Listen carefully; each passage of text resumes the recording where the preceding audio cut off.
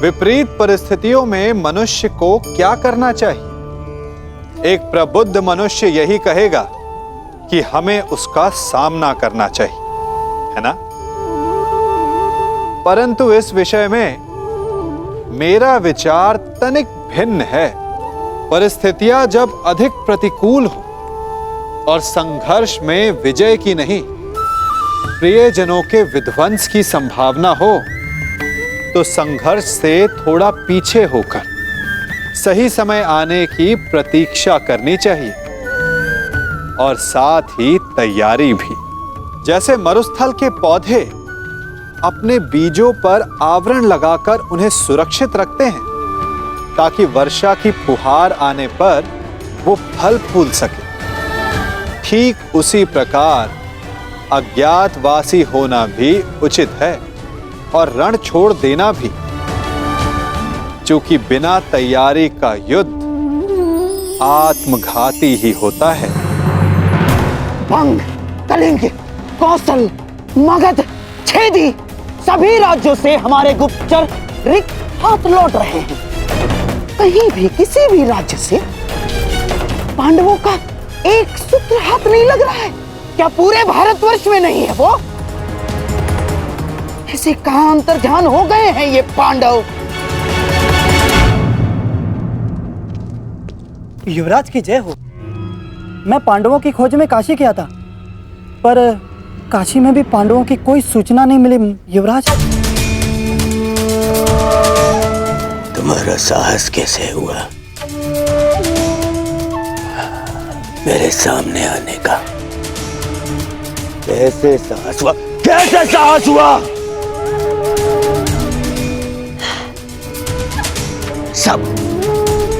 सब मेरी असफलता का संदेश देने क्यों चले आते हैं? क्यों? और तुम्हें तो मैं शिवराज, ये गुप्तचर है, केवल अपना कार्य पूर्ण कर रहा है। इससे मैं शांत हो जाइए शिवराज, शांत हो जाइए। अरे कैसे शांत हो जाऊं? 10 माह बीत चुके हैं, 10 माह बीत चुके हैं अज्ञातवास को। केवल 2 माह शेष हैं, 60 दिन। अब तक उन पांडवों की सूचना नहीं मिली तो आगे क्या मिलेगी? और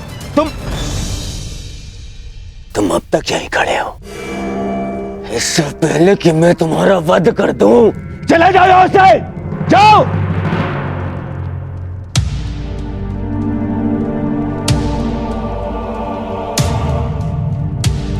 मेरी सफलता मुझसे दूर जा रही है।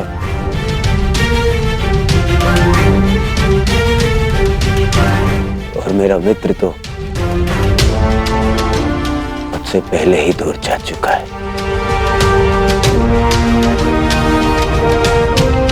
और सब कह रहे हैं कि शांत रहो, शांत हो जाओ, शांत हो जाओ। शांत होने की आवश्यकता है।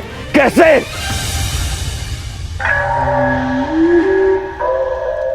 शांत होने की कोई आवश्यकता नहीं है दुर्योधन, क्योंकि मनुष्य का क्रोध ही उसके लक्ष्य प्राप्ति के लिए उसका उत्साह बढ़ाता है। परंतु हां, क्रोध ही 2-धारी तलवार है दुर्योधन। नियंत्रण में रहे तो शत्रु का नाश कर सकती है, और यदि अनियंत्रित हो तो स्वयं को घायल कर सकती है। इसलिए तुम्हारी यह क्रोध शक्ति पांडवों को ढूंढने में लगाओ। और कहा मामा जी, कहां ढूंढे उन पांडवों को? हर ग्राम, हर नगर ढूंढ लिया, जहां संभावना थी वो हर राज्य ढूंढ लिया, परंतु वो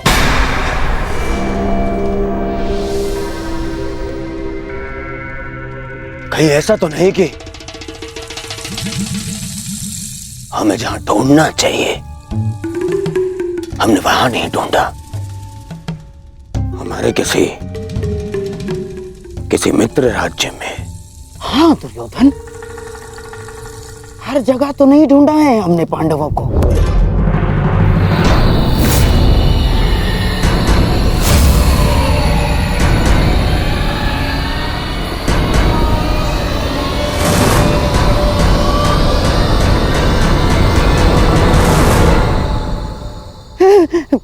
विराट,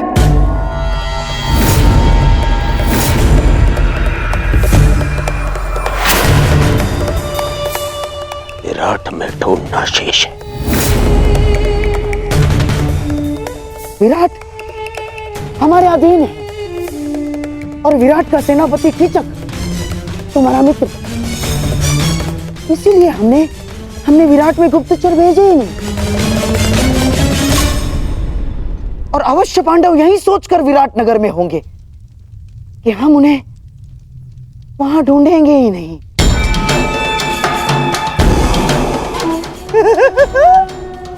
परंतु अब पांडव बचेंगे ही नहीं दुर्योधन। आज ही मैं अपने गुप्तचरों को विराट जाने की आज्ञा देता हूं, आज ही। नहीं, वहां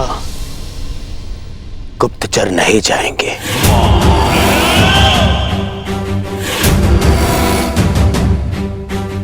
वहां हम स्वयं जाएंगे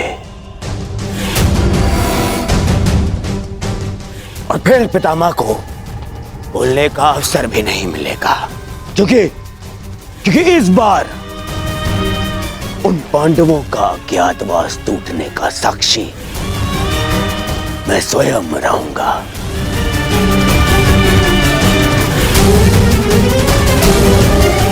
और फिर कीचक मेरा परम मित्र है।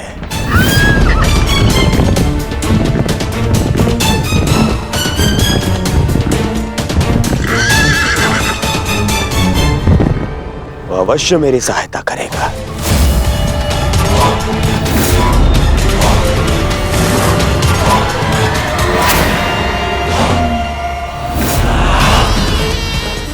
कीचक कहने को सेनापति है, परंतु वास्तविकता में विराट का पूरा नियंत्रण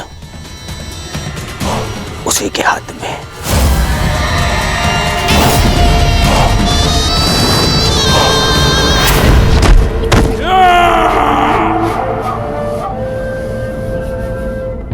और जब तक वो पांडव नहीं मिल जाते, हम कीचक के साथ विराट में ही रहेंगे।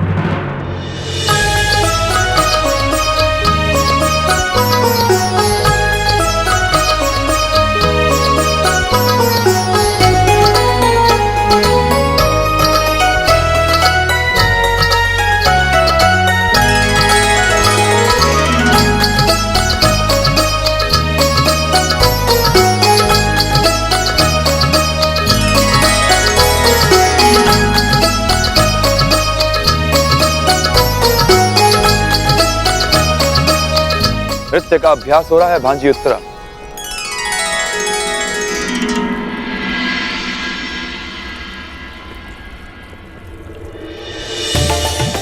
महावश्री, आप मेरे लिए उपहार लाए? अवश्य, अपनी प्रिय भांजी के लिए भला उपहार लाना मैं कैसे भूल सकता हूं।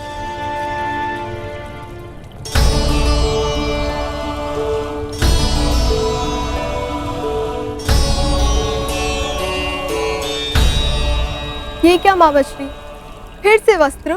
ये कोई साधारण वस्त्र नहीं है उत्तरा, कलिंग राज्य का सबसे श्रेष्ठ वस्त्राकार के हाथों का बुना मलमल है। जब आपको मेरे मनचाहे वस्त्र लाने ही नहीं होते हैं, तो आप पूछते ही क्यों है कि क्या मंगाना है? आप भूल गए मैंने आपसे घुंघरू मंगवाए थे। मेरी प्रिय भांजी उत्तरा, शीघ्र ही तुम्हें किसी बड़े राज्य की महारानी बनना है। फिर तुम्हारे एक संकेत पे सैकड़ों नर्तकियां अपना कौशल दिखाएंगी। तुम्हें साधारण घुंघरुओं की क्या आवश्यकता है? होने वाली महारानी हो, अपने वस्त्र आभूषण पर ध्यान देना चाहिए। इस नृत्य और वादन में क्या रखा है, इसका कोई लाभ नहीं। क्षमा चाहती हूँ सेनापति महोदय, परंतु संगीत साधना शस्त्र साधना से कम नहीं होती। वस्त्र आभूषण शरीर सजाते हैं, परंतु संगीत मन को संतोष का आभूषण देता है। शस्त्रों से किसी राज्य को तो जीता जा सकता है, परंतु संगीत मन को जीतने का माध्यम है। यदि तुम उत्तरा की शिक्षिका ना होती ब्रेनला, तो मेरे समक्ष मुख खोलने का दंड मृत्यु होता। तुम एक किन्नर हो, तुम्हें क्या भान की राज स्त्रियों का आचरण क्या होना चाहिए और राजपुरुषों का पौरुष क्या मांग रखता है। तुम तो ना पूर्ण पुरुष हो ना पूर्ण स्त्री। जाओ अपनी वीणा संभालो।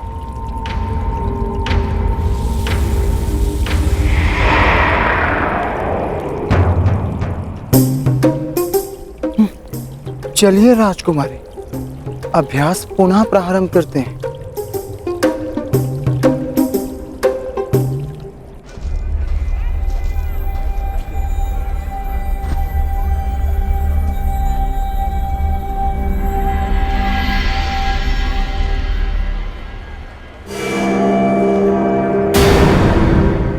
दुर्योधन, कहीं से हमारे यहाँ होने का आह्वान तो नहीं हो गया? हाँ भैया, सुना हस्तिनापुर के युवराज दुर्योधन आए हैं। हाँ, सेनापति कीचक के अभिन्न मित्र हैं और अब तो वे दिग्विजय भी कर चुके हैं। स्वागत है युवराज। आशा है कि पांडव यहाँ नहीं होंगे।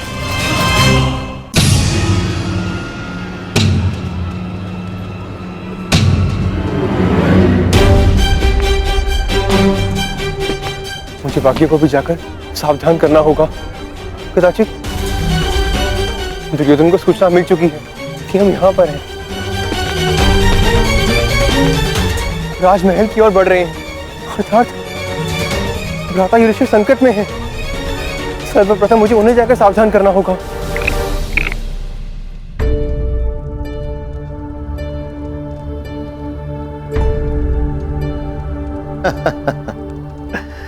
वाह कंक, तुमने तो हमें फिर से हरा दिया। तुम तो द्यूत में बड़े ही प्रवीण हो। इसमें कौन सी बड़ी बात है पिताश्री? द्यूत तो भाग्य का खेल है। नहीं पुत्र उत्तर, कंक केवल द्यूत ही नहीं जानते, कभी इनके साथ समय व्यतीत करोगे तो स्वयं जानोगे। इन्हें नीति और दर्शन का बहुत गहरा ज्ञान है। कंक, कभी कभी राजकुमार उत्तर को भी तनिक ज्ञान दिया करो। मुझे उसकी कोई आवश्यकता नहीं, और वैसे भी राजकुमारों के लिए शस्त्र ज्ञान अधिक होता है, और जो कि मुझे मेरे मामा श्री कीचक भलीभांति सिखा रहे हैं। आप जानते हैं कंक महोदय, मेरे मामा श्री युद्ध में अपराजय हैं। उनकी तुलना महाबली भीष्म, बलराम और महाबलशाली भीम से की जाती है। देखना, मैं भी एक दिन उन्हीं की तरह बलशाली बनूंगा। नहीं राजकुमार उत्तर, एक महान राजा बनने के लिए बल से अधिक नीति और न्याय का ज्ञान होना अति आवश्यक है।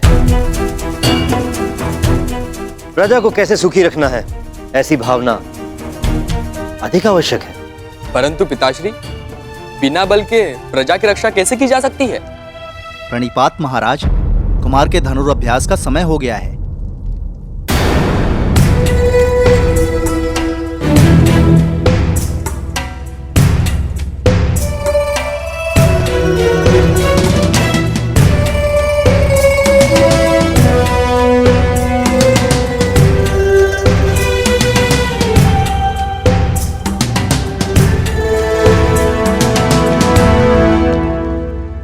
नकुल यहां क्यों आया था? अवश्य कि वो कुछ विशेष बात करना चाहता है। मुझे उत्तर को लेकर बहुत चिंता है कंक।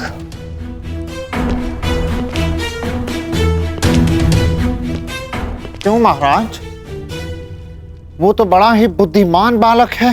हाँ, परंतु वो कीचक की परछाई में पल रहा है। तुमसे क्या छिपा है कंक? मैं केवल नाम का ही राजा हूं। सत्य तो यह है कि कीचक का प्रभाव मुझसे कहीं अधिक है। मेरी प्रजा, मेरी सेना और स्वयं मैं भी उससे बहुत भयभीत हैं।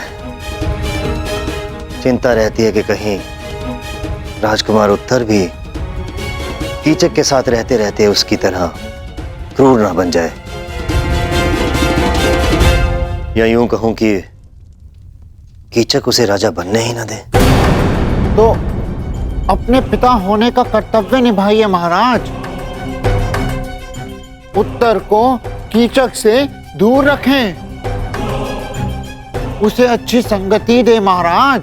वही तो करने में असमर्थ हूं कंक। मेरा किसी पर कोई नियंत्रण नहीं। मैं केवल राजमुकुट पहनता हूं। वास्तव में राजा की शक्तियों का उपयोग तो कीचक ही करता है। नियंत्रण खोकर सब कुछ हार जाने की पीड़ा क्या होती है, असहाय होने की पीड़ा का अनुभव क्या होता है, वो तुम नहीं समझोगे कंक।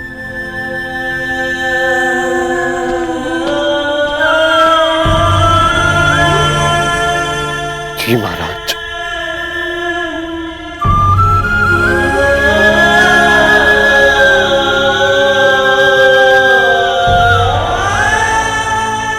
क्योंकि मैं आपकी पीड़ा समझ सकता हूं। युद्ध में हारने का, असहाय होकर सब कुछ खो देने का अनुभव है मुझे।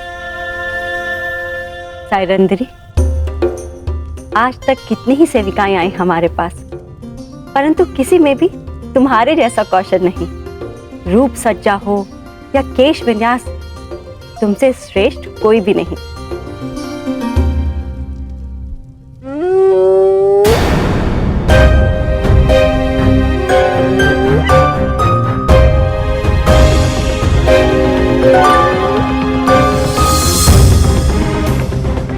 श्रृंगार पूर्ण हुआ महारानी, आज्ञा दीजिए, बहुत काम शेष है। अरे अभी कहाँ? हमें हमारे अन्य आभूषण कौन पहनाएगा? जी। उपहास कर रहे हैं हम। तुम जाओ, आभूषण हम स्वयं पहन लेंगे। अच्छा रुको,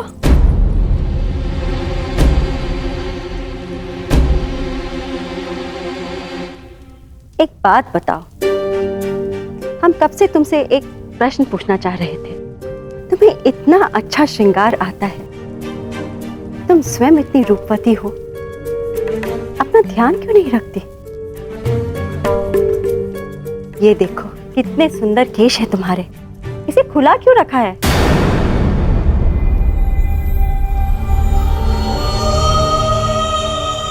मेरे खुले केश आप पांचों को मेरे अपमान का स्मरण दिलाते रहेंगे।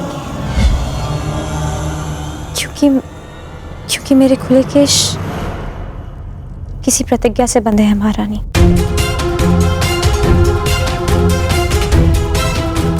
ऐसी कौन सी भीष्म प्रतिज्ञा है कि इतने सुंदर केश बांधे भी ना जा सके? महारानी की जय हो। सेनापति कीचक पधार रहे हैं। कीचक हमारा भाई? वाह, एक और विजय कर आया। हमें शीघ्र ही तैयार होना पड़ेगा। एकांत, मैं तुमसे श्रेष्ठ हूँ? नहीं, मैं हूँ। तुम्हें वीणा बजाने और नृत्य के अतिरिक्त आता ही क्या है? राजकुल के सदस्यों को युद्ध ज्ञान होना अधिक आवश्यक है।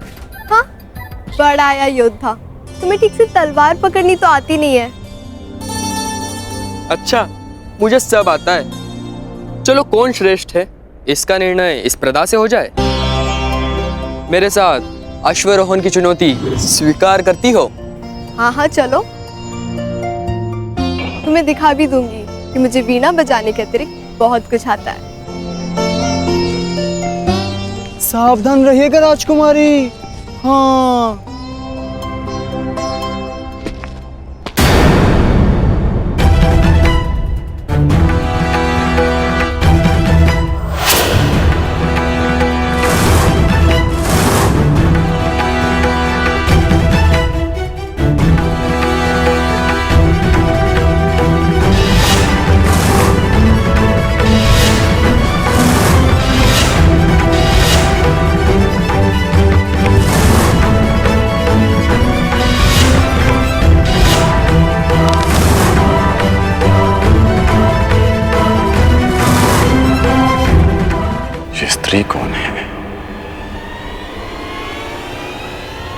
इसके हाव भाव क्यों मुझे किसी का स्मरण करा रहे हैं,